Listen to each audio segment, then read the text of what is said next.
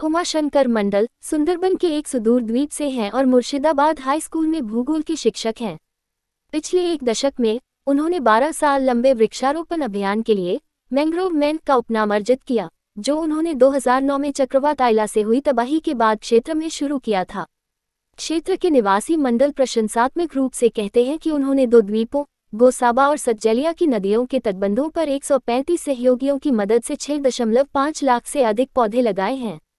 स्थानीय निवासियों का कहना है कि वे पेड़ के आवरण को अपने जीवन के लिए एक ढाल मानने लगे हैं, जो कि पिछले साल चक्रवात अम्फान और इस साल चक्रवात यास के दौरान सच साबित हुआ था। उमाशंकर मंडल के अनुसार दक्षिण 24 परगना में द्वीपों पर इन प्राकृतिक बाधाओं के प्रति प्रशासनिक देखभाल और ध्यान की अनुपस्थिति के साथ संयुक्त रूप से जागरूकता की कमी के कारण मैंग्रोव को काट दिया गया था। उन्होंने जो सफर शुरू किया वह आसान नहीं था। 2009 में मंडल ने वृक्षारोपण के लिए कर्मचारियों को नियुक्त करने के लिए 3 लाख रुपए का व्यक्तिगत ऋण लिया। मुख्य रूप से पहल शुरू करने में मैं अकेला था।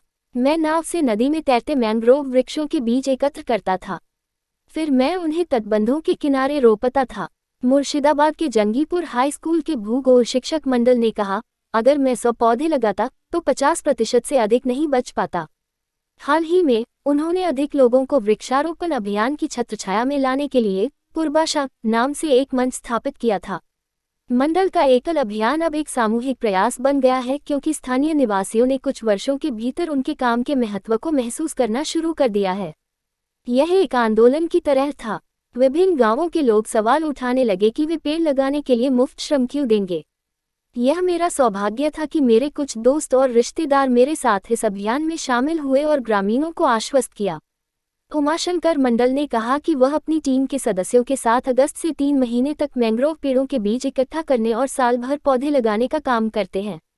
मैं खुश हूं क्योंकि हम अपने क्षेत्रों को एक के बाद एक चक्रवात बुलबुल, अम्फान और यास से बचाने में सक्षम थे। यास एक महत्वपूर्ण उदाहरण है क्योंकि मैंग्रोव की ढाल जो हमने बनाई थी उसने हमें अपने तटबंधों को बचाने में मदद की, शिक्षक ने कहा।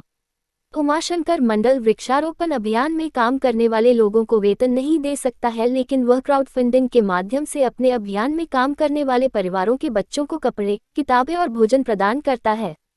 मैं बहुत से लोगों और मेरे दोस्तों के रूप में खुश हूँ। अब मुझे अपना अभियान जारी रखने के लिए धन दें।